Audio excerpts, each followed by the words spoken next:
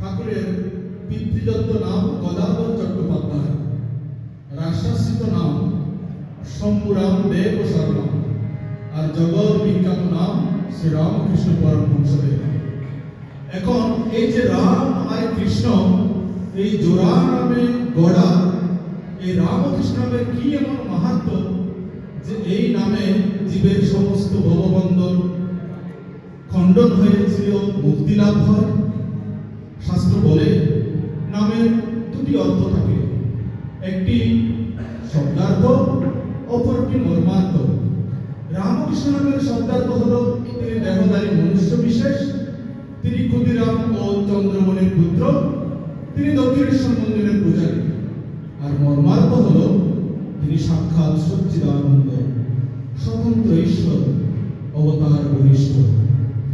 কাশীর খ্যাতনামা পণ্ডিত সন্ন্যাসী স্বামী ভাগবতানন্দ গিরি 1936 সালে শ্রীরামকৃষ্ণ জন্ম শতাব্দী উপলক্ষে রামকৃষ্ণ নামের গূঢ় অর্থ ব্যাখ্যা করেছিলেন। আমরা একটু শুনি।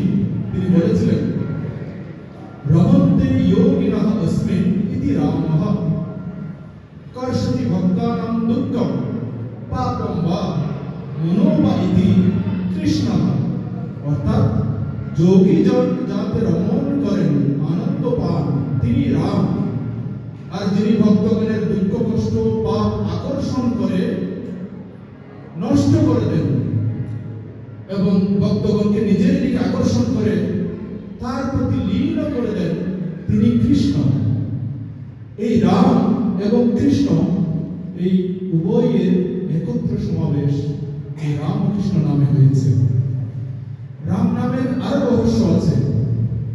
স্বয়ং রামচন্দ্র যখন রাজা দশরথের গৃহে অবতার রূপ ধারণ করেছিলেন, রাজা তার কুলগুরু বশিষ্ঠকে বললেন, হে গুরুদেব, কৃপা করে আপনি আমার এই পুত্র সন্তানের নামকরণ করুন।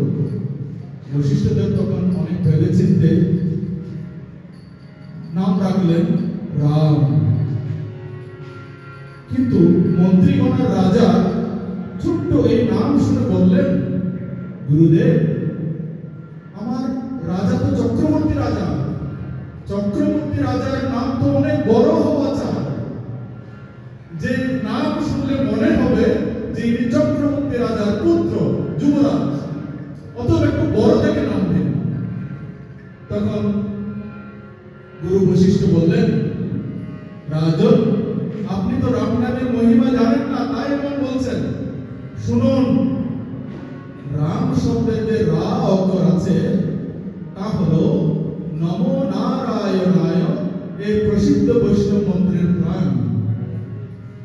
এই নমো নারায়ণায় থেকে রা বাদ দিলে হয় নমো নারায়ণায়, যার অর্থ হয় গুরুপ্রসাদীকে নমস্কার। তাই রা পৃথক করলে ঘোর অনর্থ ঘটে। সেজন্য বলা হয় এই রাগ হল বৈষ্ণব মন্ত্রের প্রাণ। আবার নম শিবায়, এই শিব মন্ত্রের প্রাণ হল ম। ম পৃথক করলে বাদ দিলে হয় ন শিবায়। তখন অর্থ দাঁড়ায় দুঃখের জন্য, অমঙ্গলের জন্য। সুতরাং এই ম অক্ষরটি শৈব মন্ত্রের প্রাণ। এই রা এবং ম এই গুড অর্থে ভাবে গুরু বৈশিষ্ট্যদের বুঝিয়ে বললেন। আর কৃষ্ণ শব্দের আধ্যাত্মিক অর্থটা কি শাস্ত্র বলছেন?